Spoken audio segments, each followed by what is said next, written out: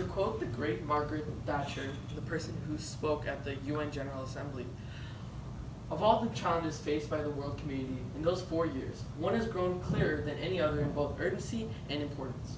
I refer to the threat to our global environment. This brings us to my topic, population by natural selection, where we'll answer the question, to what extent has the effect of climate change as a result of environmental decline impacted the U.S. population over the last 25 years? My claim to this is that humans need to adapt to the impacts of climate change, for instance, through technological solutions such as coastal defenses, and through consumption habits. Humans are already adapting to climate change, and further adaptation efforts will be necessary during the coming decades. To go more into depth, we want to understand what is social Darwinism. Social Darwinism is a theory that individuals, groups, and peoples are subject to the same Darwinism laws of those of plants and animals. To go further into this, we'll explain what natural selection is. Natural selection is the process whereby organisms better adapt to their environment to tend to survive. You can see in the diagram, the organism isn't able to adapt to their surroundings, making it hard for them to survive and having utmost different consequences than those who can. When environmental stress is constant and lasts for many generations, successful adaptation may develop through biological evolution. These individuals who inherit that trait offer an advantage, like in responding to particular stresses, and more likely to survive longer and pass on more of the genes to future generations. Why is this relevant in today's time? Well, particularly, there's a bunch of medical and physical health impacts that come with this that can affect the future generations going forward. Some of them are, for the medical impacts, are heat-related illnesses, malaria, cholera, and then Lyme disease, all affect us right now as climate change is becoming more of a threat nowadays.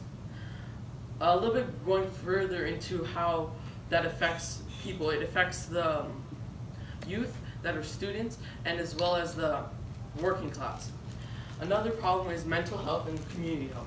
There's a problem with mental health amongst the youth and the working class with symptoms of stress, anxiety, depression, grief, and loss of sense of loss. Some problems that came with this was that the youth would be more indifferent in future standoffs by from the source globalchange.gov. They also explained that there's been a higher increase of violence amongst the working class as an outcome of climate change and environmental decline. Another quote I want to bring up is, humans have known that the climate conditions affect epidemic diseases from long before the role of infectious agents were discovered late in the 19th century. It's from the Climate Change and Human Health. I bring this information up because that we already, in the 21st century, we already know exactly what we're talking about. We know what these diseases are. We need to advance our technological advancements in order to have a more sustainable life in the future. We are not what we were in the 19th century. We now have the ability to do more for the health of the youth and the working class. As another point to bring up for adaptation is migration. A big point of migration is that people would move from high-risk areas to low-risk areas, from coastal cities or places that are more in depth into different types of climate change. They would move on to moving to a low-risk area, which would help them, as well as the youth, be able to provide some sort of protection, as they won't have to risk their lives staying in these coastal cities. Another adaptation is coastal management, which is also defined as coastal defense, which is the defense against flooding and erosion.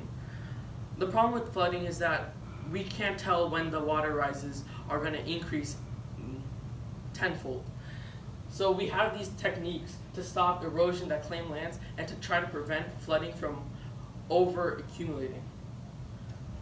Some limitations come from this, as migration becomes a threat to our country, overpopulation are affecting many other countries. This could happen in the US. As shown in the diagram, you can see from the urban transformation of the developing world, from our stimulus, you can see that cities in Asia are decreasing in the amount of population in these high-risk areas. These are because people are moving to these low-risk areas in order to provide themselves of a sense of protection, because they don't have to worry about anything happening in those coastal areas.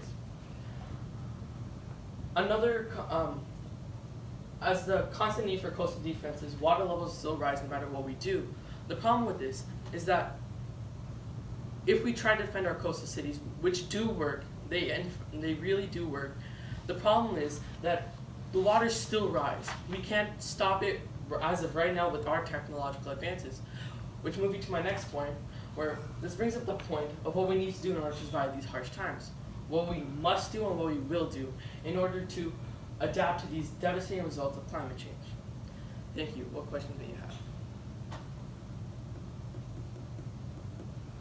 Rishi, I got 2 questions for you. Right. First up, what evidence did you gather that you didn't use, and why didn't you use it? Oh, I didn't.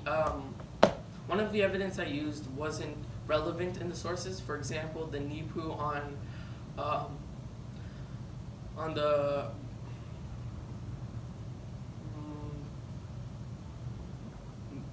Jamaican islands, they weren't able. They had to adapt to these certain conditions. But I went more on the city's approach, so it really did not help my cause. Okay, and then explain the level of certainty you have about your solution or conclusion, actually, to this. I would say that I'm like really certain about like how this would work. As, for example, people have done different things in order to improve the technological advances in order to have all these defenses against these different climate changes, and in order to adapt to these things. Yeah. You're done.